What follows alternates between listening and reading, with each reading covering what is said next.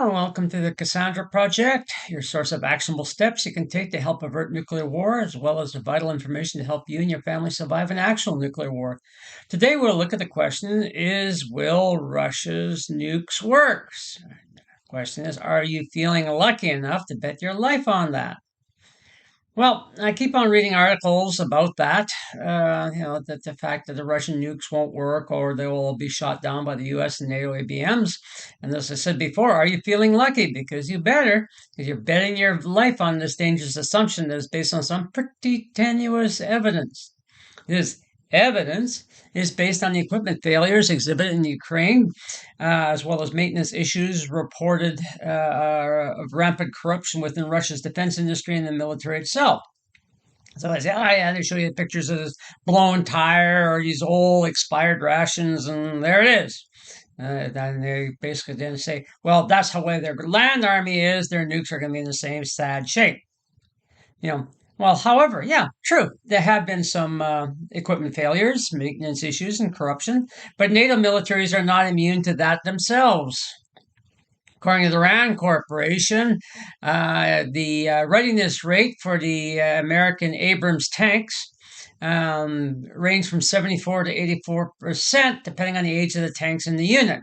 And in fact, 4 of the 22 tank battalions in the U.S. Army have an operational readiness of less than 70%.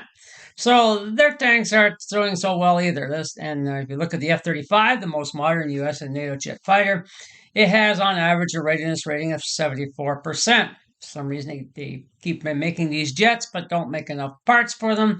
And of course, the general strain and stress of these things.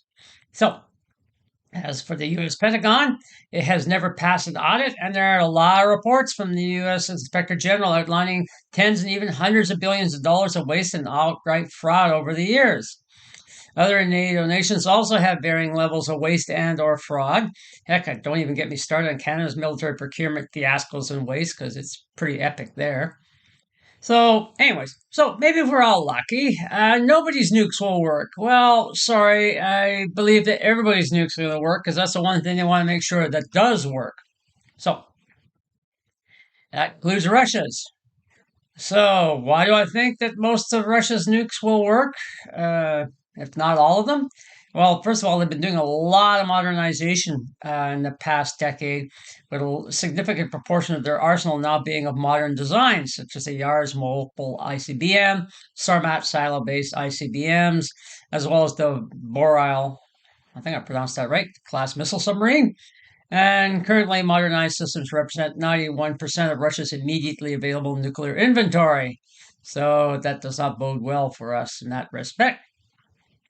Now, on the other hand, America is a little farther behind that. Their systems are fairly old. The Ohio class submarine is on the newest ones are like 26 years old. And the first replacement of the Columbus class is not entering service till 2031. And the Minuteman IIIs have been in service since the 70s, and it's not slated for replacement until 2030. And no one ever tells you, gee, they're not going to work. Everybody assumes America's nukes are going to work, and France's and England's. So why not the Russians? Okay. But are there other issues that would make sure that they wouldn't work? Well, Russia, like the U.S., runs annual nuclear forces readiness exercises to validate that their nukes work and identify any issues that need to be addressed. And yeah, they've had issues that needed to be addressed, but so has the U.S., and no one has ever questioned the reliability of the U.S. nukes. But heck, well, even if the Russian nukes works, no worry, our anti-missile defenses will shoot them down. Bang, bang, bang, bang, bang. After all, didn't the Patriot batteries shoot down Russian hypersonic missiles in Ukraine? Those reports have not been confirmed. I don't see the folks in the United States Pentagon jumping up and down around this thing. And I would find it hard to believe that Patriot missile, which is designed for taking out supersonic targets, would work against a hypersonic missile system, given the capabilities of the Patriot system relative to the physics of a hypersonic missile. Now, I won't go into all the gory details of that, but it's a whole different kettle of fish, so to speak.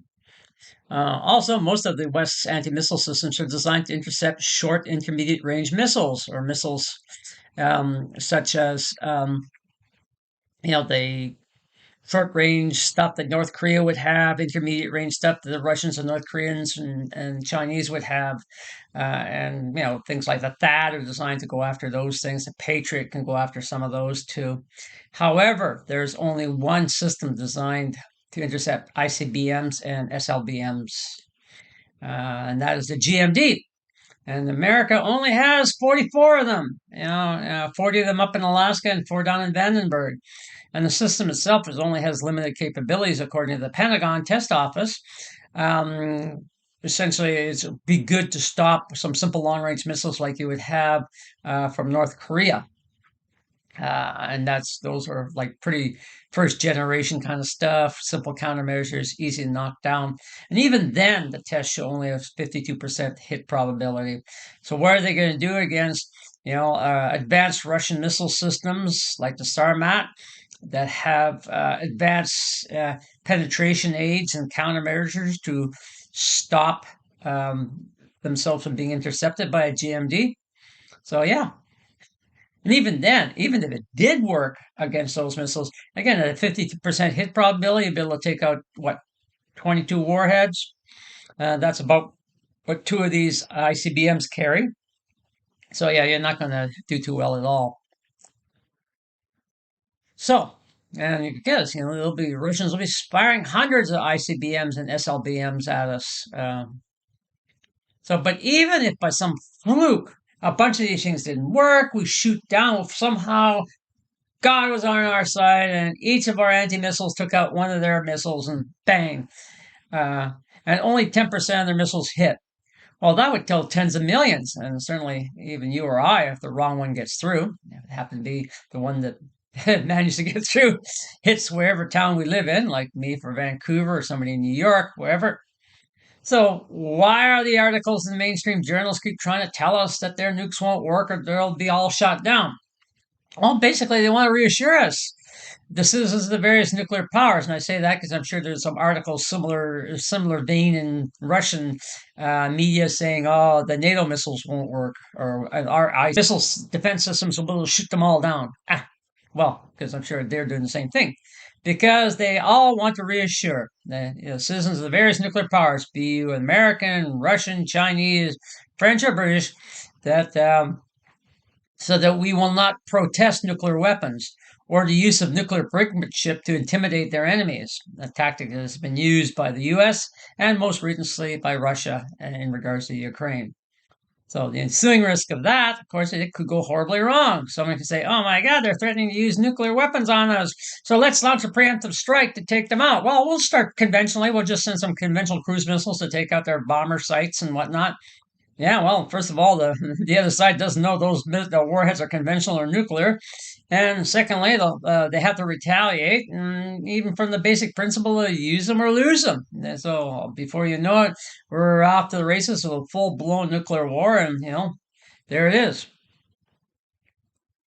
They also want to prevent protests for those of us in the United States, Canada, England, over the fact that there are no shelters for the population, nor is there any really viable civil defense response. I mean, if you look at FEMA's responses to past disasters, well, that certainly does not elicit confidence in their ability to respond to even a single nuclear detonation, which would do a lot more damage than a hurricane would, as a for instance.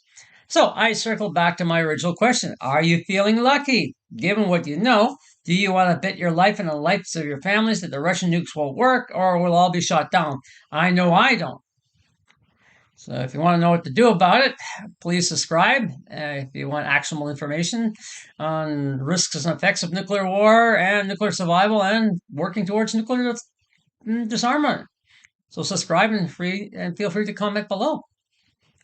Yeah, so there it is. And if you want to support me on Patreon, you can find the link below and stay tuned for my next video. Thank you for your time.